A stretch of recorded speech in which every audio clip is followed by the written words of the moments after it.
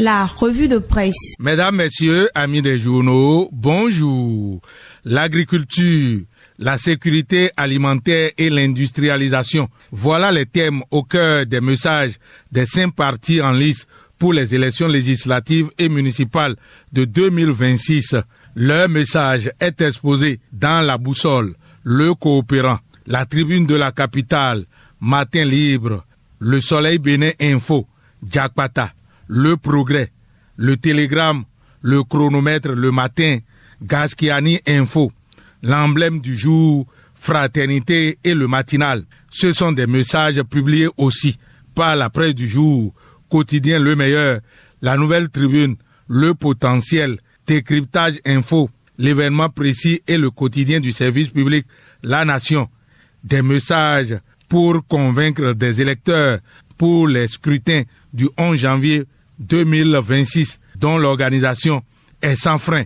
À cet effet, Quotidien Le Meilleur annonce le démarrage pour ce jour de la formation des agents électoraux du 2 au 9 janvier. Les 24 équipes constituées pour la circonstance iront sur le terrain pour la formation des coordonnateurs d'arrondissement ou coordonnateurs de zone, des assistants coordonnateurs d'arrondissement ou assistants coordonnateurs de zone et des points focaux communaux. Détail Quotidien Le Meilleur. À noter que dans chaque commune, la formation va s'étendre sur 2 jours, renchérit le journal fondé par Firmin Gbekan, Quotidien Le Meilleur. L'information est également relayée par l'Emblème du Jour de Émeric Joël Alagwe et Le Coopérant de Sylvestre Sossou et bien sûr une autre institution en charge des élections s'attelle à mieux faire l'organisation.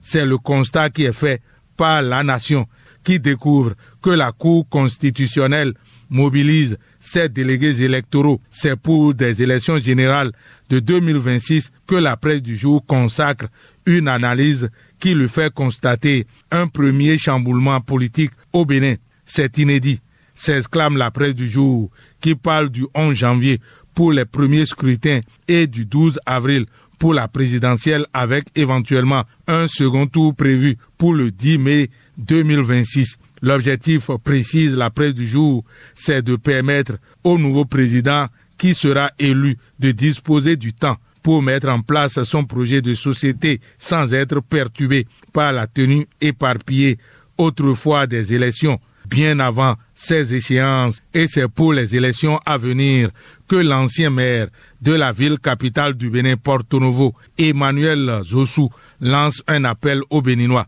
Après les turbulences du 7 décembre dernier, chaque vote est un acte de paix. Préservons nos communes et notre stabilité, a-t-il écrit sur sa page Facebook, pêché par Le Coopérant. Par cette déclaration, l'ancien maire de Porto Novo, Emmanuel Zossou, figure reconnue de la gouvernance locale, inscrit le débat électoral dans une dynamique de mémoire et de responsabilité collective. Son message est clair, la paix n'est jamais acquise, elle se construit par des actes citoyens concrets, au premier rang desquels il y a le vote, et en qualifiant le vote d'acte de paix, le maire Emmanuel Zossou opère un glissement sémantique fort. Le scrutin n'est plus un simple rendez-vous électoral, mais un moment de communion républicaine où chaque citoyen contribue à la préservation de l'ordre public et de la cohésion sociale, souligne l'ancien maire de Porto Novo, Emmanuel Zossou, rapporté par Le Coopérant. Les élections, c'est pour bientôt. Et bien avant ces échéances, la Boussole a vu le président Patrice Talon adresser son message de vœux du Nouvel An à la nation. Talon souhaite une année d'espérance et d'engagement citoyen.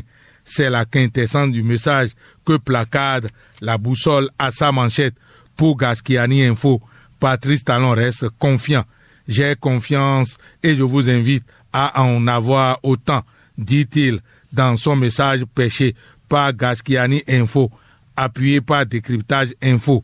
L'intégralité du message du chef de l'État est mise en relief dans l'événement précis qui en affiche un pan à sa manchette. Le Bénin a trouvé son chemin et le meilleur est à venir, dit-il. Un meilleur qui a besoin d'un climat de sérénité pour être une réalité. Et c'est aussi l'essence du message de la deuxième personnalité de l'État, le président de l'Assemblée nationale, Louis Gberounou Vlavonou. Il appelle à l'unité, à la paix et à la consolidation démocratique dans son message de Nouvel An aux Béninoises et aux Béninois, rapporte le matinal.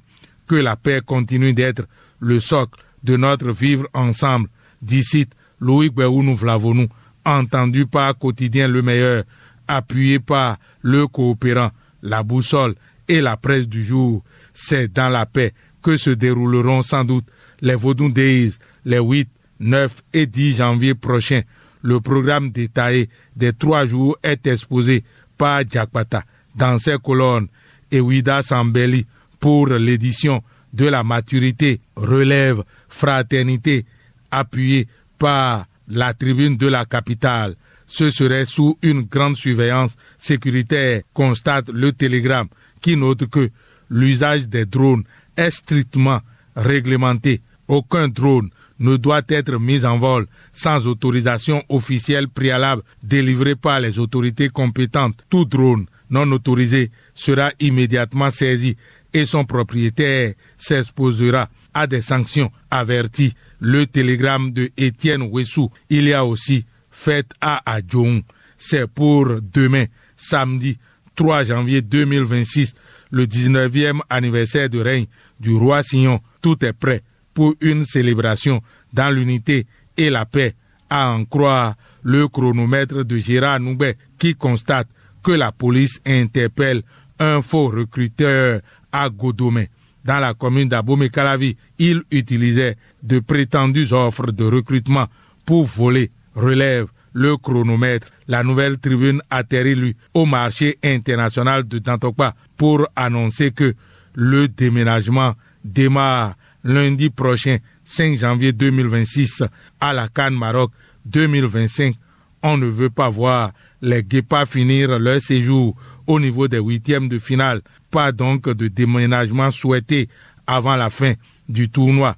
C'est pourquoi, révèle le pays émergent, une prime supplémentaire d'environ 200 millions de francs CFA leur est prévue en cas de qualification pour les quarts de finale. C'est une promesse du président de la Fédération béninoise de football, Mathurin Deschacus. Le constat que fait la presse du jour à cette CAN, il y a plusieurs arbitres béninois retenus. C'est à un bilan que ça donne le quotidien du service public La Nation. Après le premier tour des Guépards du Bénin, des avancées encourageantes, constate le journal du service public qui pose son regard sur le parcours de l'équipe nationale du Bénin. C'est sur la lutte contre le changement climatique que le Progrès pose son regard à sa manchette pour constater qu'il y a 17 milliards de francs CFA pour le Bénin, le Burkina Faso et le Mali. Conclusion du journal Le Progrès, la lutte contre le changement climatique devient régionale, rapporte le journal avant de s'intéresser à la requalification de l'esplanade du Palais des Congrès. Bientôt des travaux pour permettre de nouveaux usages, annonce Le Progrès. C'est une question de santé qui préoccupe le potentiel, qui structure son analyse en français facile à travers une injonction. Éviter les grossesses non désirées pour vivre une nouvelle année 2026. Ah là, avec les jeunes sexuellement en transe aujourd'hui, il leur faut des caleçons en béton avec des codes de coffre-fort, dira-t-on. Fin de cette revue à la prise de son. Fatih Wahoyon, réalisation et présentation, Lucien Dossou. Agréable journée à toutes et à tous. Bon week-end. C'était la revue de presse.